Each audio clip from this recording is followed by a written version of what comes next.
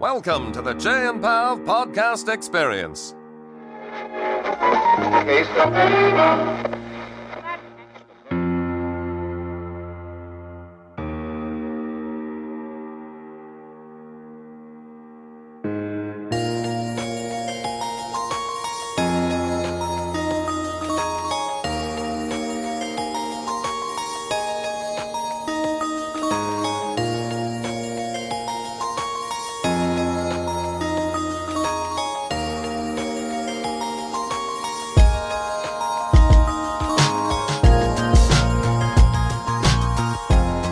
You're listening to The Chey and Pav Show, Teachers Talking Teaching.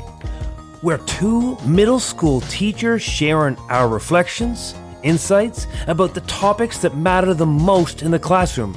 So hey, Pav, join us in the hallway or even the parking lot, or better yet, how about the staff room?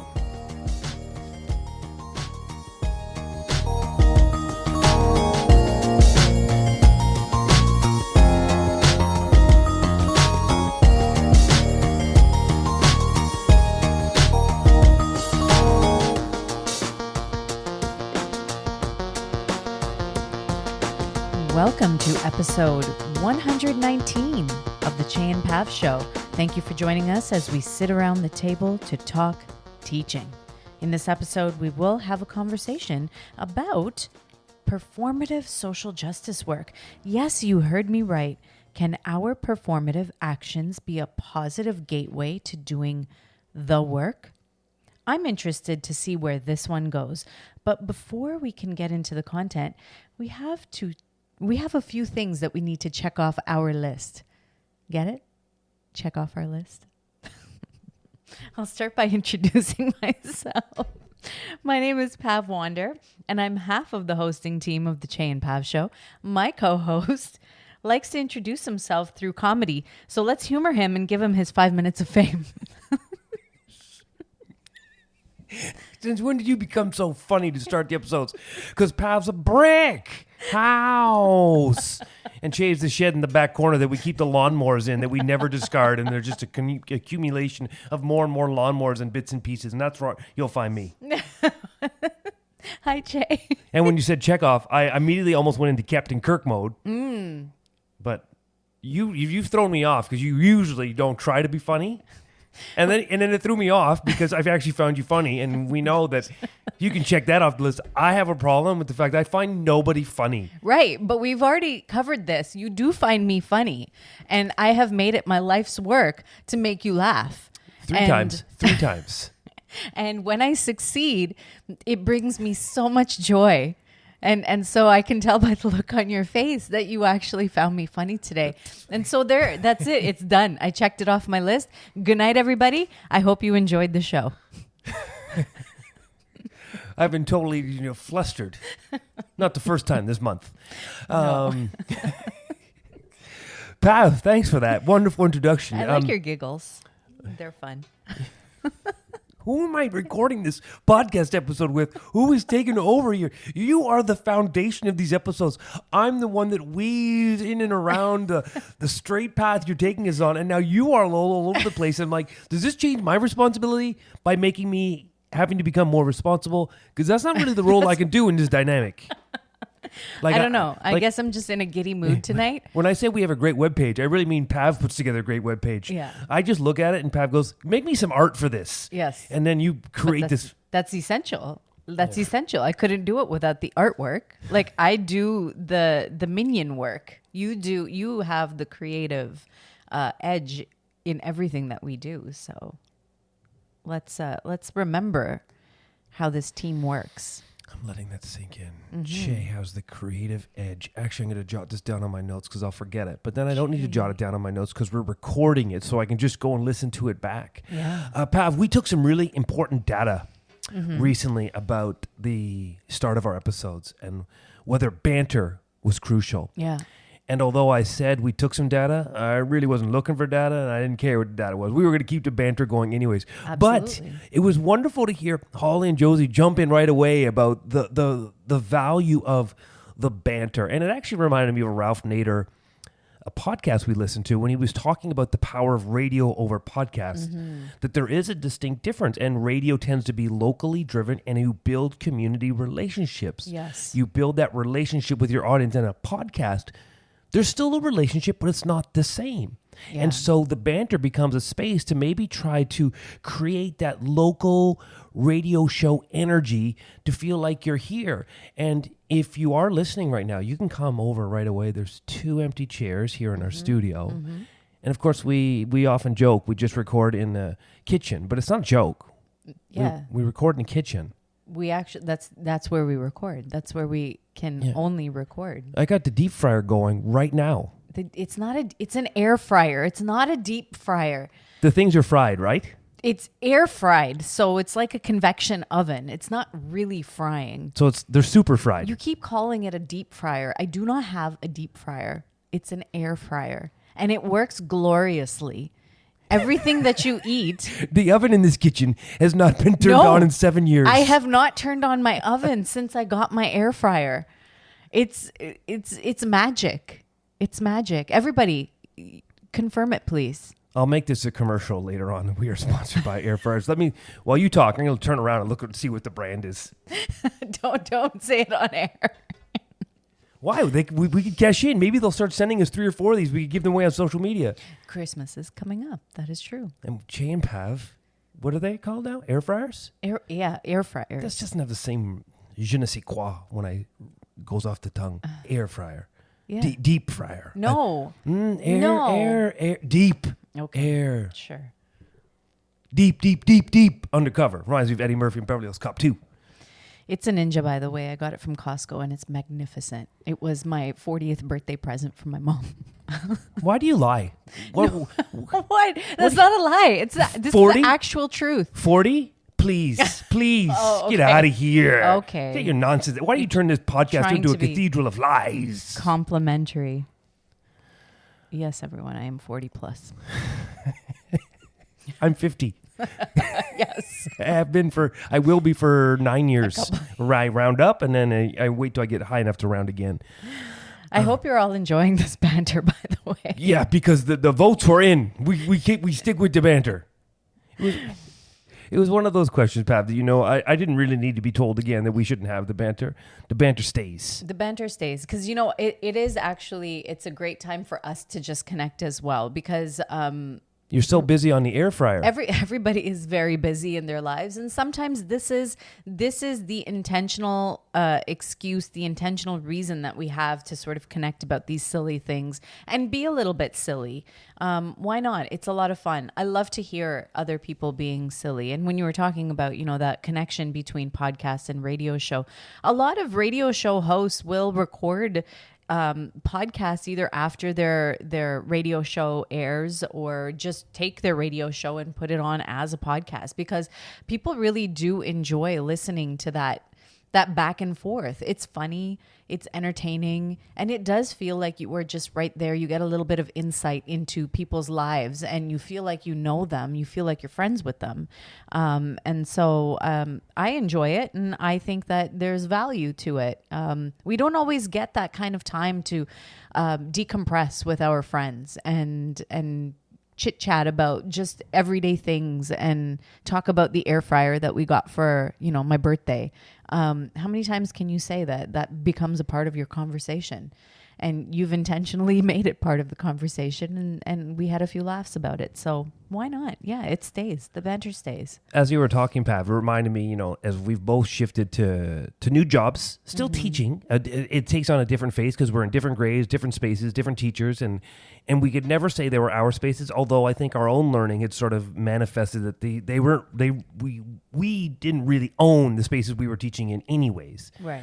And as you were talking, I was thinking about the last 2 weeks.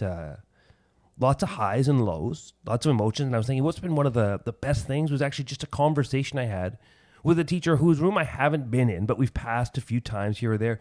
And it was just a 10-minute conversation in the hallway. And we were talking about pedagogy and, trying to absorb as much knowledge as you could and understanding that there's tons of stuff out there, and just got a little bit of insights into what makes each other tick. And we started to talk about goal setting and how important it was for our students to have goals rooted in responsibility or rooted in something of value, and trying to make sure that we were opening up our students' self-awareness to set goals, to be proactive in their goal setting, to know what's out there, to know what they want to be. And it was like a meshing of the minds. And it was a great conversation, but it wasn't, the principal providing release time to go and plan and talk.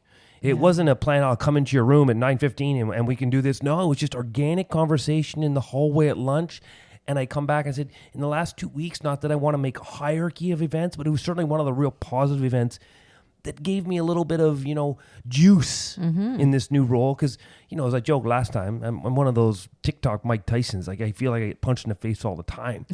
And so it's been picking and choosing the highs and the lows, but it's been very humbling because I think I got so used to so many successes that I think I projected on other folks that maybe they were having as many successes. And so you should be able to do what I do without me saying you should do what I do. Right. Because I can bring this certain energy or I'm invigorated by the energy around me. But maybe in the last, how many weeks I've been in this job, 4 weeks, 5 weeks, that energy's not as consistent. It's not as predictable. Right. And so it's tougher to go into work every day when you're not totally certain the type of energy and vibe and communication, conversation, and tasks you're going to do. Yeah. When those days are different all the time, there's a different vibe to going to bed, the less predictability. So it's been a little eye-opening for me to maybe assume, although I don't think I ever outwardly said, you should be feeling the way I feel about teaching, but I think maybe my content, I didn't know enough about what other teachers are going through in other spaces to sort of get a sense of the highs and lows maybe they go through. I think that's such an insightful anecdote that you have provided,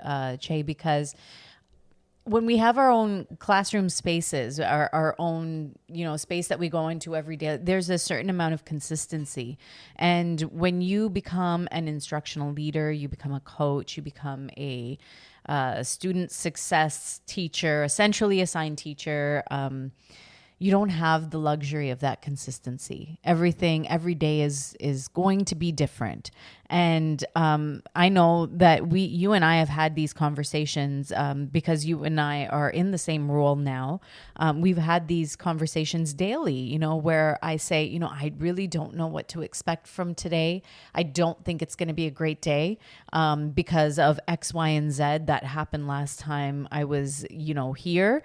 I feel a little bit nervous. And then, the day goes by and then we reconnect to talk about how the day went. And it's like, it was completely different from what I thought it was going to be. There were, this many successes and that sort of predictability that we have when we're in our own classroom spaces, it's not there anymore. And so when we can rely on, I know the students in my space, I more or less know what things are going to be happening, and so I can prepare and plan for that. There's a little bit of comfort in having your own classroom space, not that it belongs to us, but you see the same people every day. You have the same students, you have the same expectations of what more or less is going to happen throughout the school.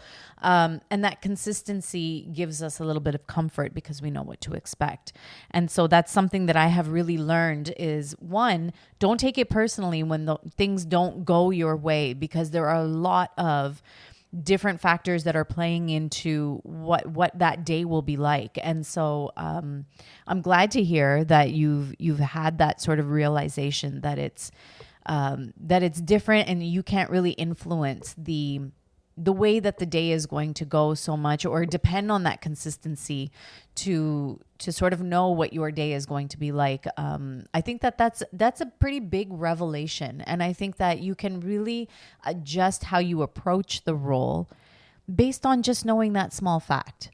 And so that's really helped me to not take the day so personally, and to sort of let go of a little bit of that control that you inherently have when it's your own classroom, your own space, the students that you see every single day. So that's my long-winded way of saying, don't worry about it. Don't worry, be happy. Of course. Yeah. Some good nuggets in there, Pav. Don't take it personally or don't get emotional. I still, I don't say I struggle with it, but I struggle with it. Mm-hmm. if we've learned anything through sort of through all our social justice work, and not solely through social justice work, is the ability to honor emotion. And it's kind of rich to say, now, not that you use that word. You said, you didn't use the word emotion. You said responsibility. Or no, you didn't say responsibility. It wasn't my... Oh, you didn't say emotion. I made the connection to emotion. You just don't take it personally, you said. And then I sort of thought of emotion. I said, well, I want to honor the emotion. Now, I may not lash out with every emotion I have, but I don't want to just dismiss every emotion that comes with the job or anything per se.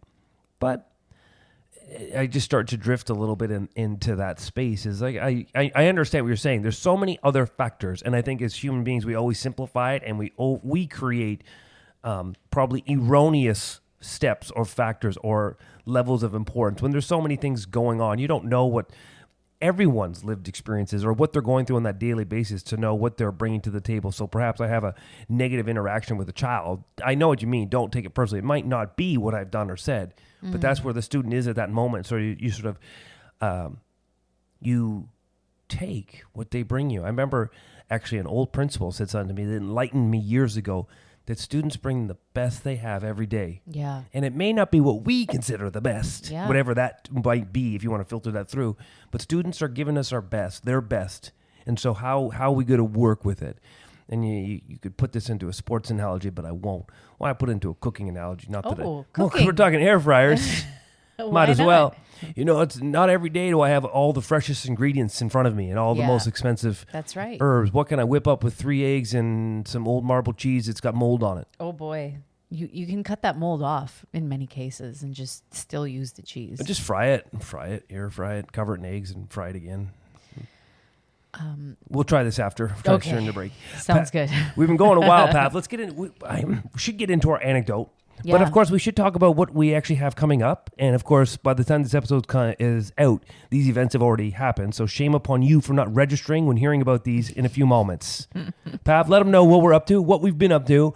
It's sort of like a Back to the Future moment. Because we're recording this and we know we've got these events coming this week, but we're not releasing this episode until after those events have passed. That's right. So it is going to be something that's in the past. Yes. So we do have a couple of presentations, or we did have a couple of presentations. It's eerie, eh? It is. It's a little bit weird. So yes, we presented for Federation Day for ETT Federation Elementary Teachers of Toronto, and as well as the ETFO Elementary Teachers Federation of Ontario ICT conference, and we talked about how to start a student-led podcast for both, and we hope that there were a lot of great moments. It was a smashing success. Yes. You can tell by all the social media posts. We had a great time. And of course, Pav, if your board is interested in podcasting, like, we don't just fool around and talk about air fryers. We can bring some quality PD to your space when talking about student advocating, elevating student voice, and podcasting. So you can always reach out to us that way. How about a commercial, come back with an anecdote, and get into our episode? I think that's a great idea. Because we are once, twice, 119 times a podcaster. Get your hands up to the floor. And you're listening to the Chey and Pav Show. And we are glad you are back. Let's get into the anecdote quickly, Pav, and then we can get into our conversation. I like our conversation today because it reminds me of sort of our first 20, 25 episodes where it wasn't so much research-based. It's just sort of about our observations, things we have done, and we were inspired to talk about it, which is probably why we're recording now and not releasing it almost right away, because we just released a wonderful episode. That's right. But with our new jobs comes a lot of professional development. Yes. And we are gifted development that not all teachers are gifted. And you and I have worked this out. Like, this is, how do you get rich, meaningful development to teachers? Because you can't rely on staff meetings and after school. So we sort of know our positionality, that we're being gifted unbelievable amounts of professional development. And then how can we find creative and innovative and inspiring ways to bring it into the spaces we're around? And so you know what? There's many ways to document your learning, and we're always taking notes here or there, or chit-chatting with each other, or commenting with people beside you. And then there was a break, and you and I were going through our notebooks, and Shauna came over to us, the illustrator of the picture book, The Magnificent Microphone. She's also in this crew of teachers. She said, what are you writing down? You're taking notes? I said, no. I am now jotting down as many different podcast topics as I can based on the 45 minutes. And you and I were just flowing. Let's talk about this. Let's talk about this. Let's talk about this. And the word that had come up is performative. Yeah. Performance. And you and I started to think about this a little bit, because I think I went on like a little mini chant. I said, the act of calling things out as performative is becoming nothing more than performative. It's a dance. And I don't know what I'm more angry at. Oh, that wasn't really angry. I'm just, posturing.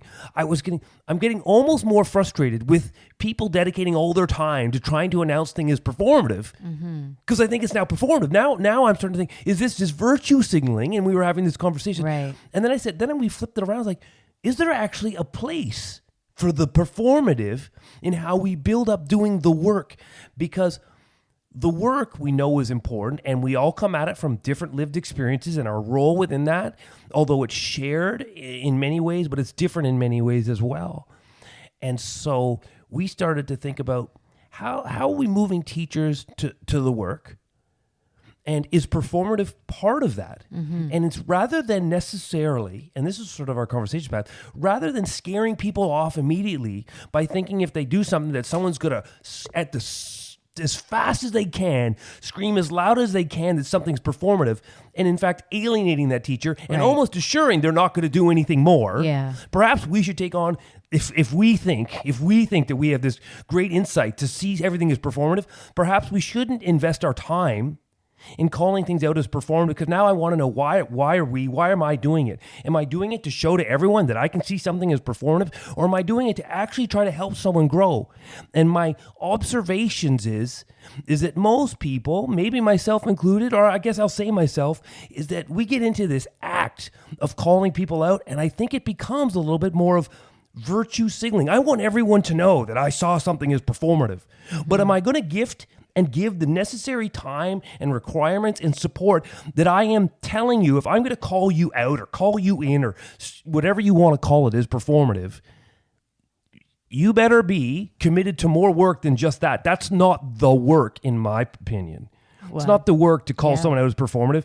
If you feel someone's doing something performative, which is hurtful, then you are committing yourself to support, mentoring, resources, checking in again, having conversation, bouncing ideas. But if you think your work is simply calling something out as performative, well, then for me, that's performative.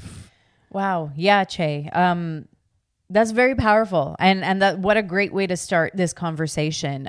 This idea of the work being performative and how it deters people from doing the work, because there's this fear that it will just come across as being performative when they do it. It has me thinking about what makes work or anything performative, right? What makes it a performance? So we're doing it as a show. We're doing it to show off that we are doing something, when in fact it may not be something that is sincere or intentional or authentic to the community that we have in front of us. So we're showing off. We're doing something for others to see that we're doing it. So we might be doing this work for somebody else, right? Somebody else asked us to do it. So I'm thinking about maybe administration saying, we've got a list of things that we have to do. I need to check off the things that we're doing, all of these things. So can we please do these things, right? So that is something, when I think about performative, I think that's what it is. We're checking things off of a list. There's a certain expectations that are put out in front of us, and we need to comply, right? We need to comply with these expectations. And so that is something that makes it performative. Or even something like mimicry, right? The teacher next door is doing this thing. Maybe they are contributing to the assembly, and you think, well, I want to look just as good as that teacher. And maybe I'm going to mimic that teacher, and I'm going to do the same thing or something similar or something that gets me the same amount of attention. And I think that the point that we want to get to here is, yes, and you talked about so much about helping people grow and that virtue signaling of constantly calling people out or in on the work that they are doing as being performative.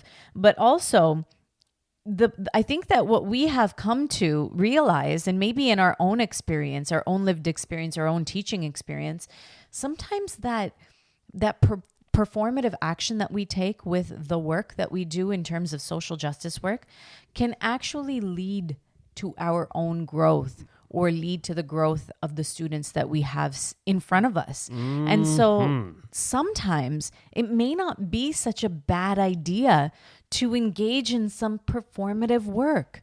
Like, if there is some benefit from it, if maybe something sticks, you see a positive outcome with the students that you are working with or with the teachers that you are working with, then was it really performative? Maybe the intention was performance, but the outcome may not be as such. And so is it still performative if there is a positive outcome? That's a clever spin on that. You caught me at embrace that perhaps these performative. Now I say performative in question marks because what is performative? Who's stating something is performative? And I gotta sort of weave back on my own thoughts. Nothing we do is neutral, and so sometimes I think we get caught in maybe it's not social justice work, any type of work. I think it's adding on. Maybe it's not great work, but it's an add-on. It can only help.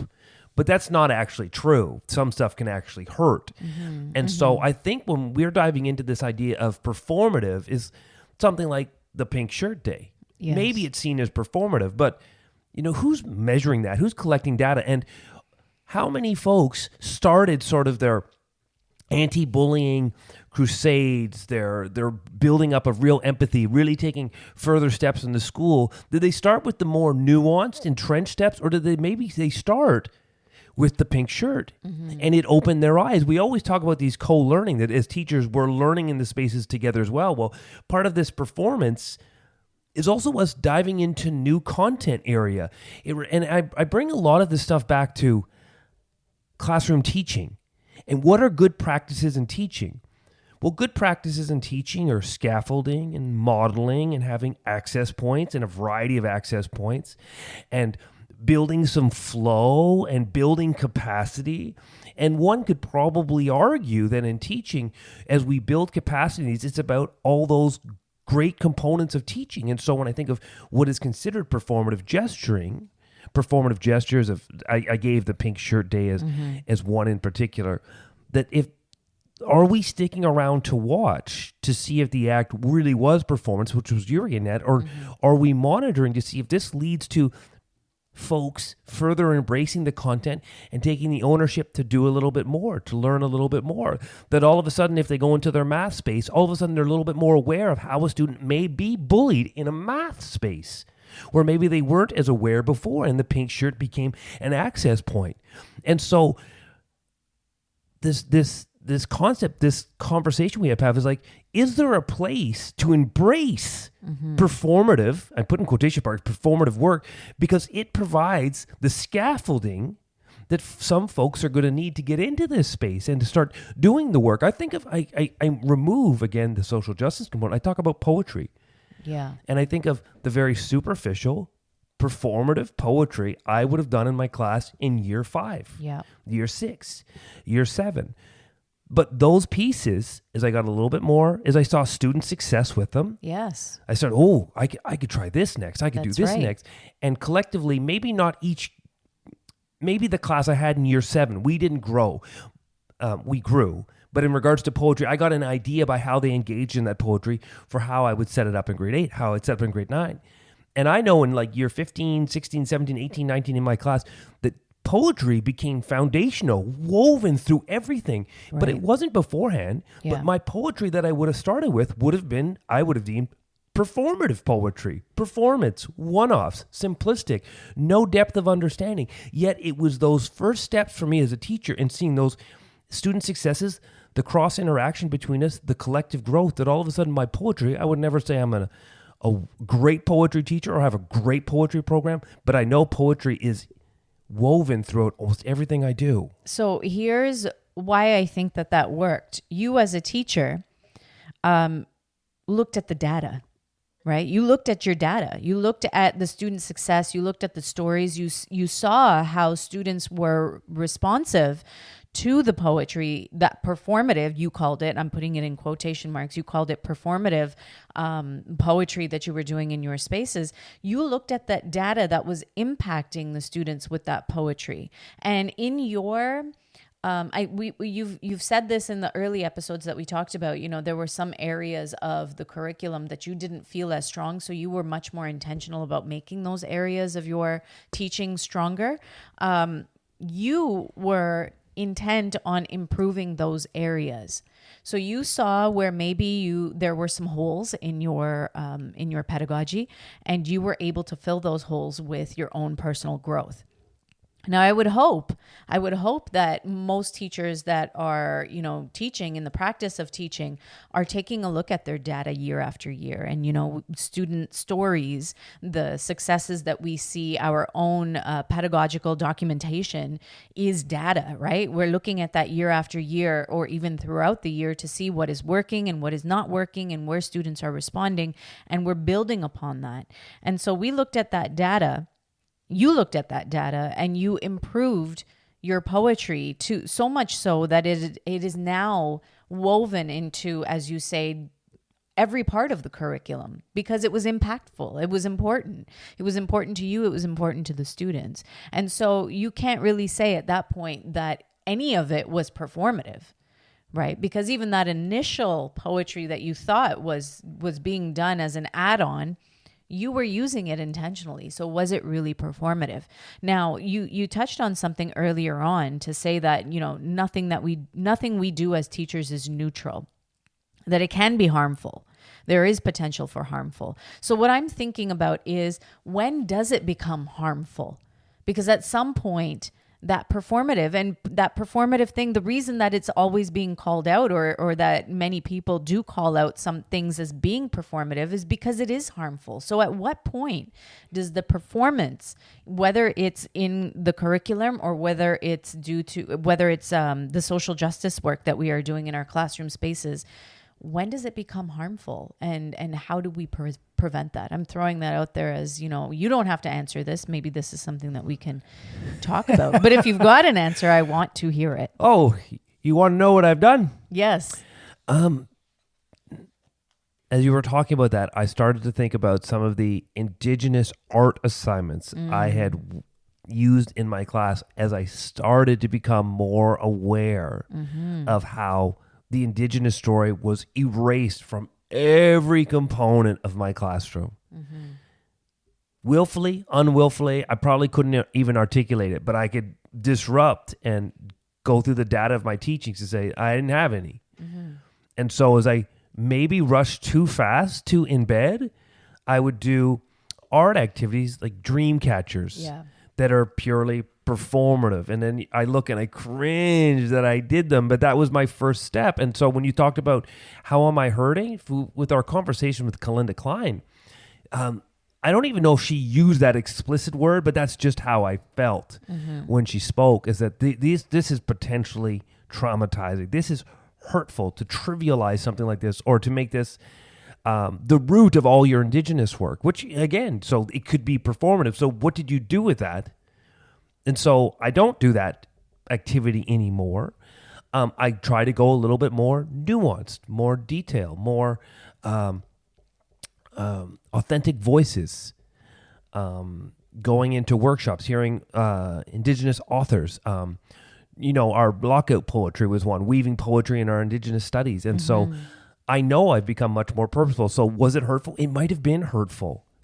And so you ask a great question, like, and this is where it does become difficult, because we've done some work on anti-racism, and people say you got to do the work because you won't get it perfect, so you've got to do the work.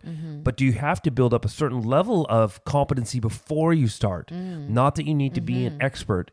And so that's sort of something I'm grappling with, and this is why in the social justice movement, and Pav, our studies have led us there. And I'll speak for me. I know I've learned a lot from you. I've learned a lot from teaching in Rexdale. But for me, I'm not comfortable even asserting that I'm a social justice warrior. Not because I'm not committed to the work and wanting to learn and wanting to grow. And I think my classroom is a really good mentor text for what a white male can do in a racialized community. Not because it's perfect, because it's sort of imperfect, but it's committed to the task. And am I aware that I might be hurtful? I am aware. So I try to do common sense. Now, that's tough to gauge and that's tough to monitor. Yeah. But at least in the spaces, I'm aware of how I can be hurtful with the words I use, the examples I choose, the trivial tasks. But I think this also comes down to class culture.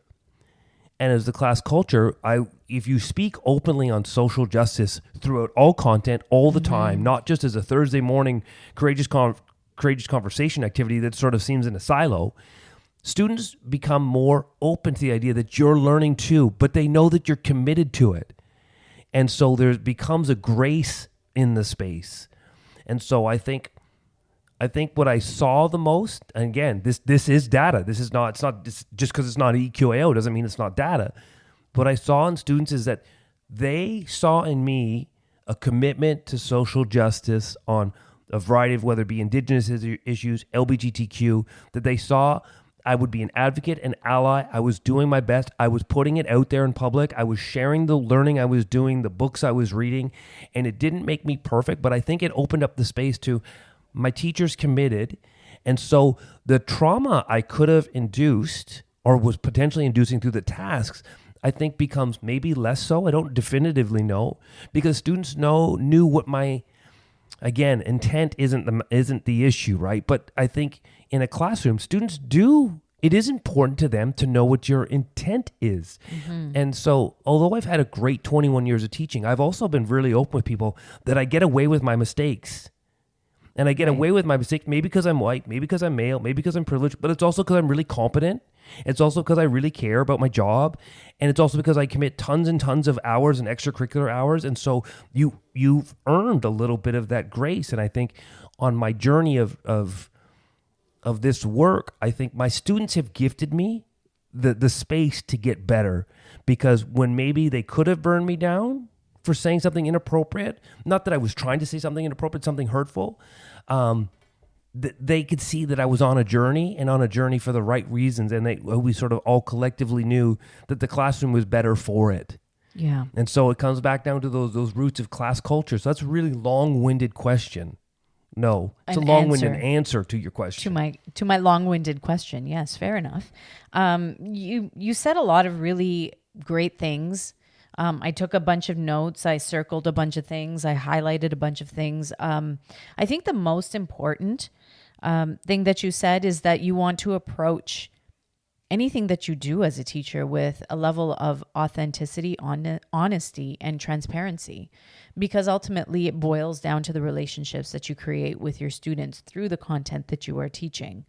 And so if students can see that you are being introspective, that you are constantly disrupting and self-interrogating, and you are making a conscious effort to decenter yourself in that classroom space as, someone who is not the be all and the end all of the space, not the higher power, the voice of the classroom, that everybody has equal voice in that learning space, and you are simply there to facilitate whatever learning is happening that day, then your impact is going to be great regardless of the intent, right? Like that your intent, of course, intent matters. And I think that is an important point that we are making, that impact versus intent, right? So your intentions,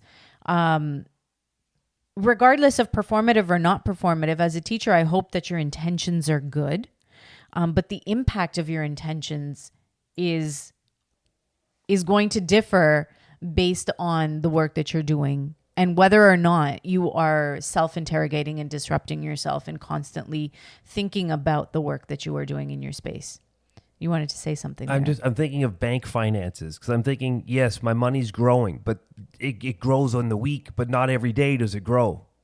Right. And so do we derail our growth when we have individual moments that don't go well because we zoom in so close on them, we now don't see them in the full package. And so this becomes sort of when you talk about, intent matters, but also intent doesn't matter. It's about impact. But but if we're open with what we're intending to do and we built that culture, then all of a sudden it is important. It is important. That's right. So when is it most harmful? It's most harmful when there is no quest for more knowledge and when there is no quest for more growth.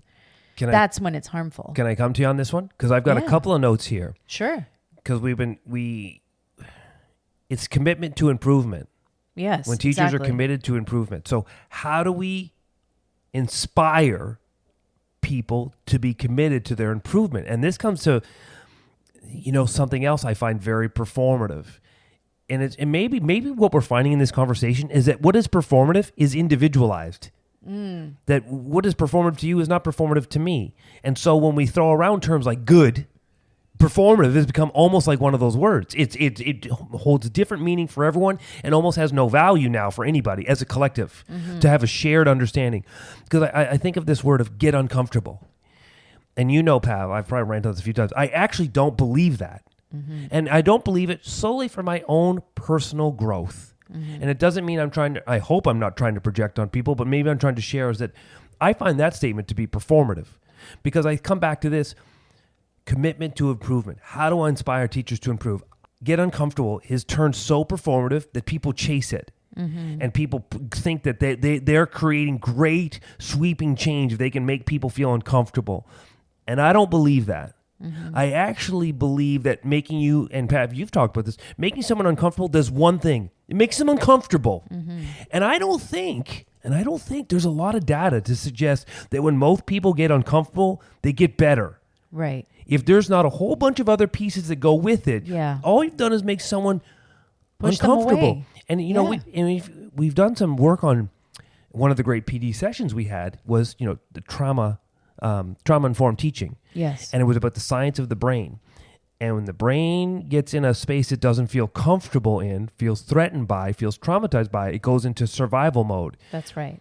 And so the literature is beyond reproach. You're not learning in that space. You're not growing in that space. You're in survival mode. So how come we chase getting uncomfortable as a means to learning when inherently, if we think this through, we actually know you don't learn in that space? Right. Again, it comes back to calling in, calling out. If you want to force people to get uncomfortable, it comes with the commitment that you're going to offer all the scaffolding. And then this comes back to me again, always comes back to great teaching pedagogies. As a teacher, I never strive to make my students uncomfortable. And if they're uncomfortable, I'm not leaving them on their own to figure it out. That's right. And I certainly don't think, we talk about math, we think we make students uncomfortable with math, they're going to become we're going to build their math capacity. In fact, I think we already know this to be not the truth. But this is the piece. This is the piece. When it comes to math, we want the struggle. We want the struggle to be productive. So when it comes to all of the work that we are doing in our spaces, when does it become performative? When there's no growth involved. But how do we push someone to grow? If they don't want to grow, we have to help them do it. Yes. And when you get them uncomfortable, when somebody is uncomfortable, you guide them through that work. You support them. You provide them with the care. You provide them with the care that is necessary for that growth. Because if I think about my own children, right? My own child is upset about something, is not in a learning brain mode, is in a survival brain mode. It is my responsibility as the person who is responsible for this child to get them into a zone where they can go back into learning mode. So I have to provide the care and the support for my child to be able to do that.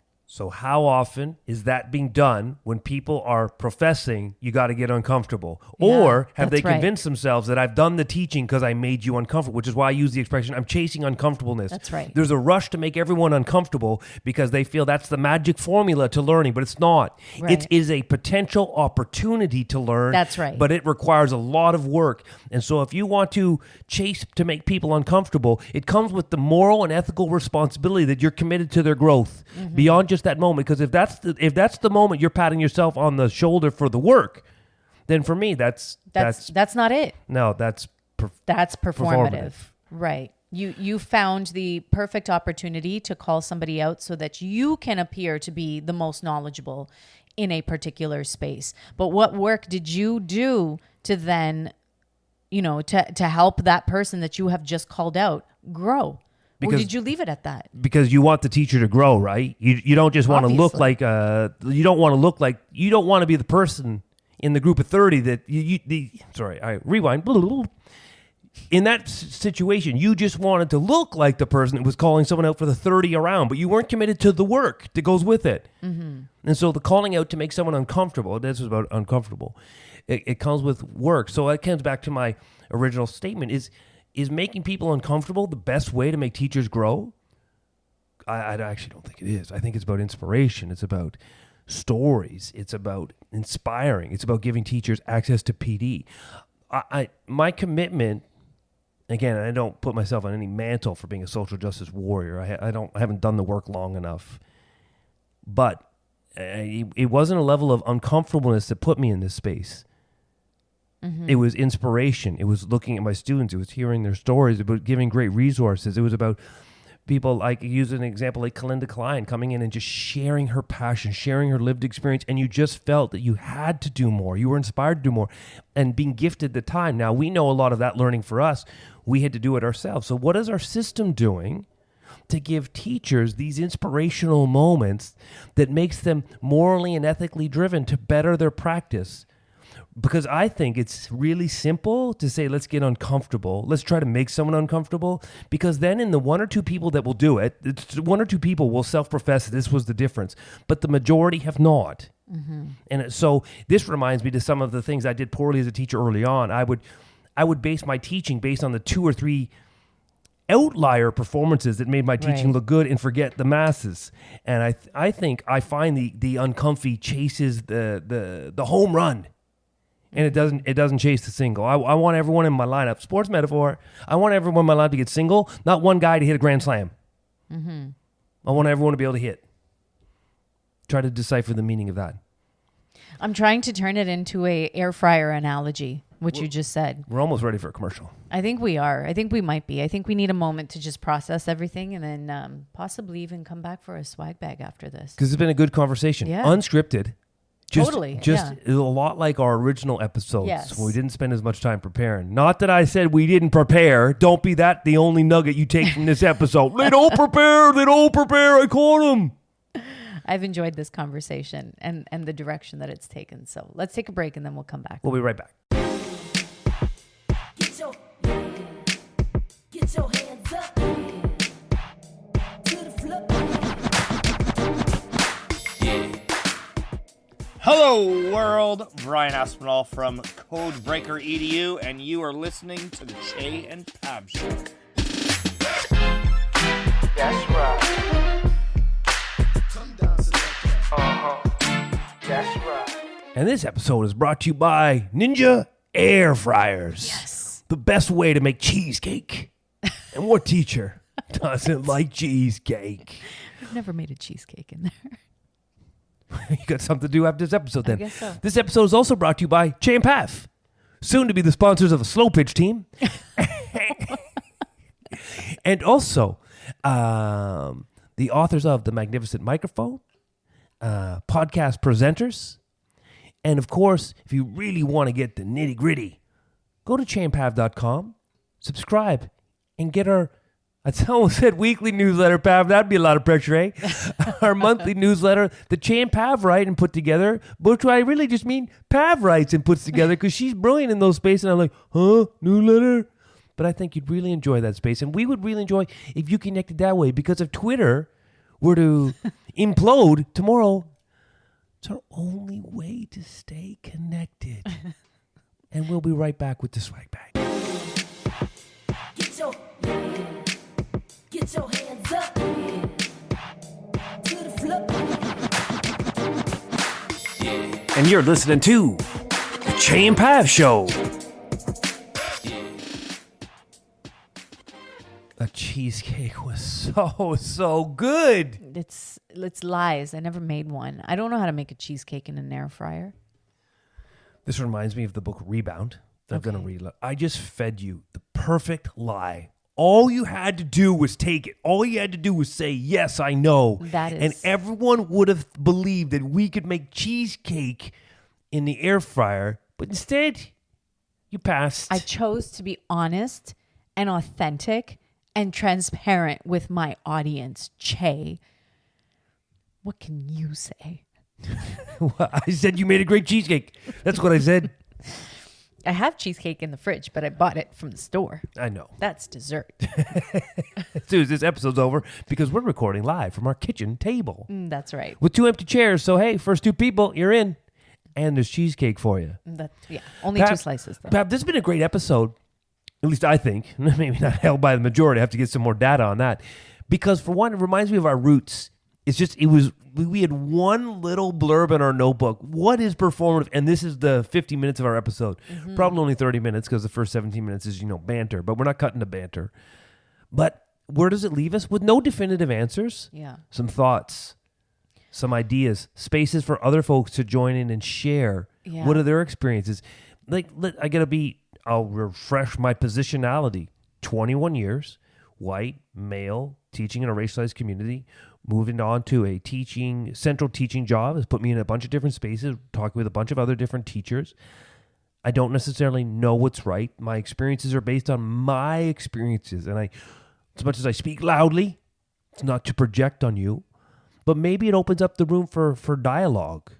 Yeah, and I think that that's the most important part here is because Chey and I, although we come at this with very, very different lived experiences, different lives, we didn't come to any sort of answer here. And I'm actually very curious to know what people think about this and how you feel about it, because I'm thinking about the individual versus the community when we're doing this work in our classrooms, when it comes to social justice work, or even just improving our pedagogy in the classroom.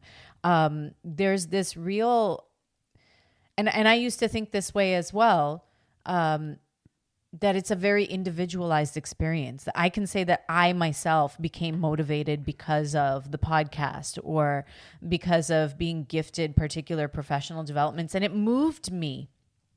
And as an individual, I made the decision to gain some more insight, to gain more knowledge, to improve my practice.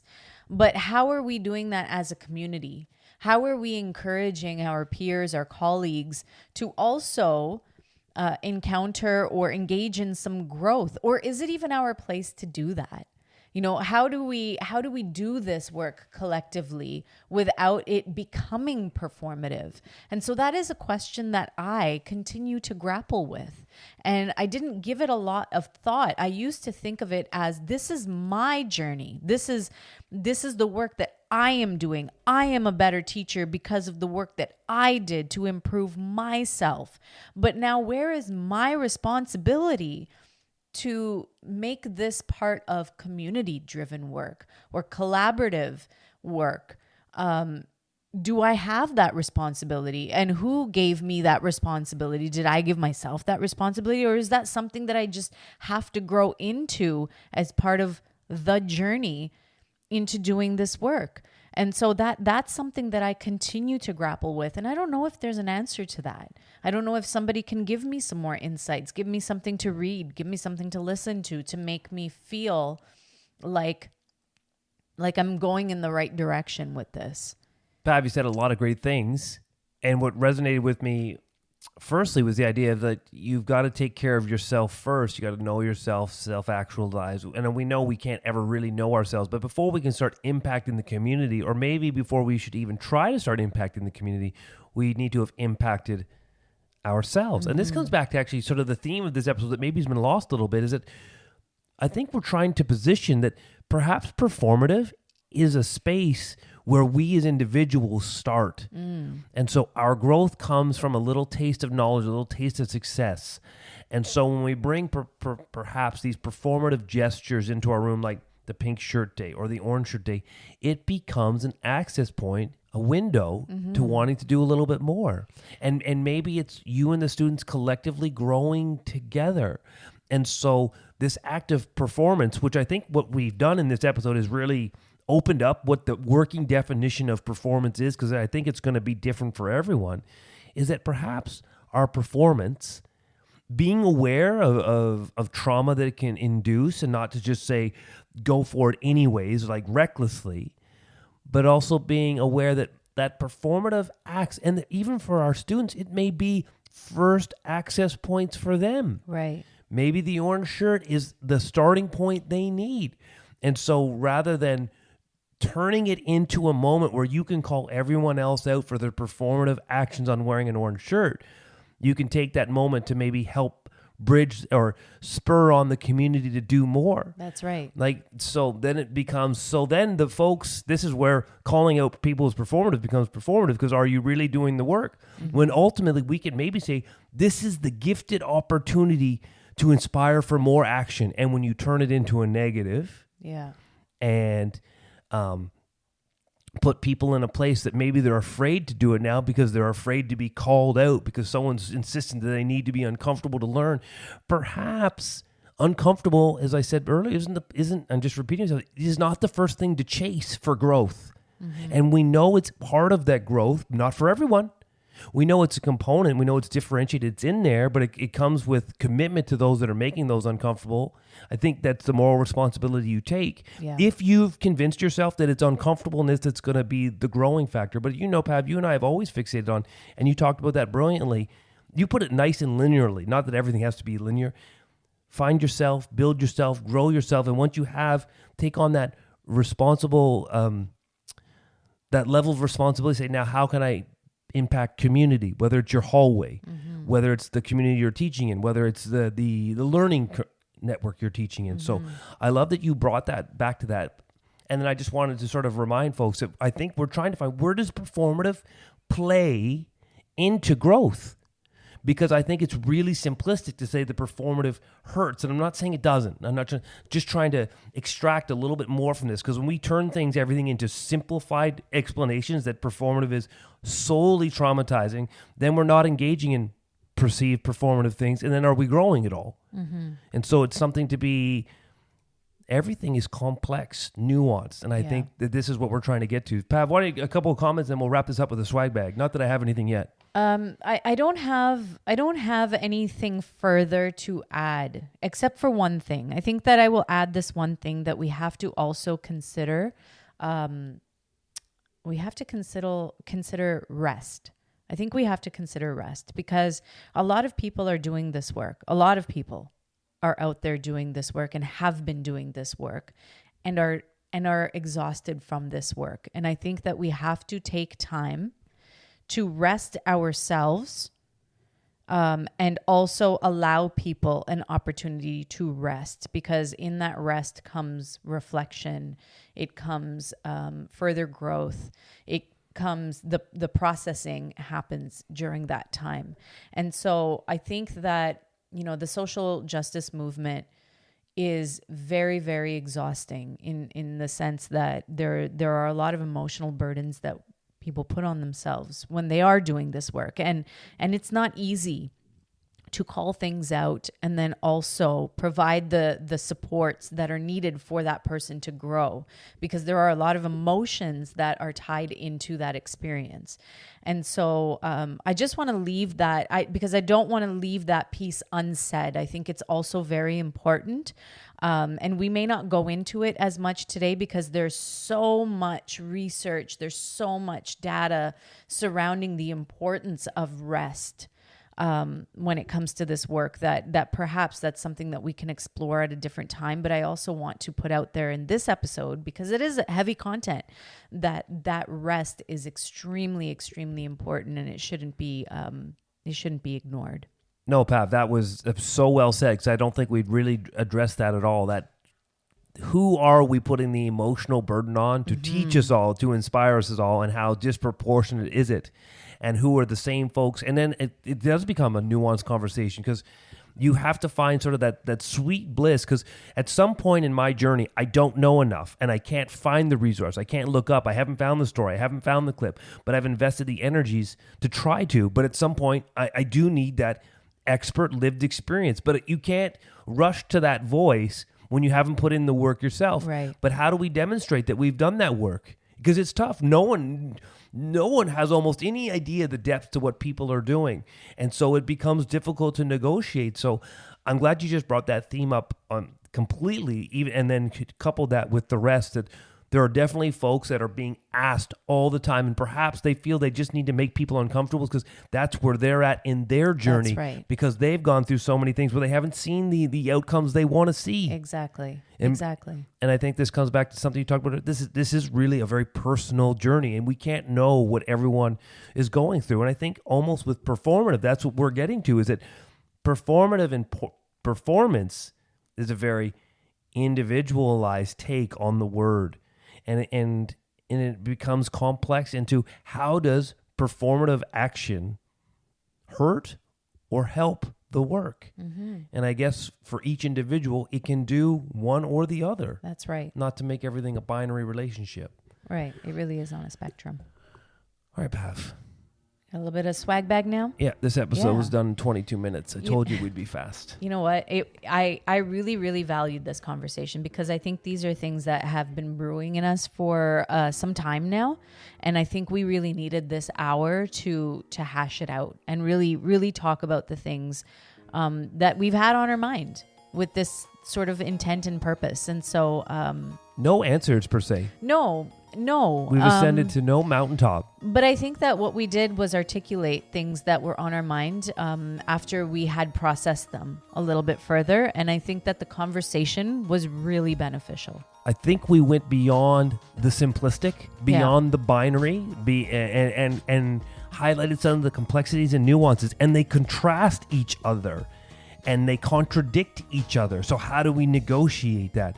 Because I could probably tell you a lot of the things we said were true, but they conflict each other. They don't actually, so two things can be true that actually don't necessarily go together in one context. But that's what I thought with this conversation. It was nuanced, it's complex, it's contrasting, and they conflict. Yeah, So that's this perfect. is why the work is hard.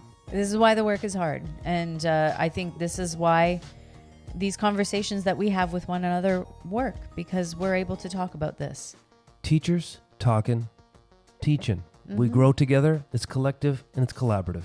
Exactly. We'll see you next time on episode 120 of the Air Fryer Show with Chey and Pav. I like that. Sponsorship dollars are starting to flow in. Thank you, Everyone- everybody. We'll see you next time. Take care.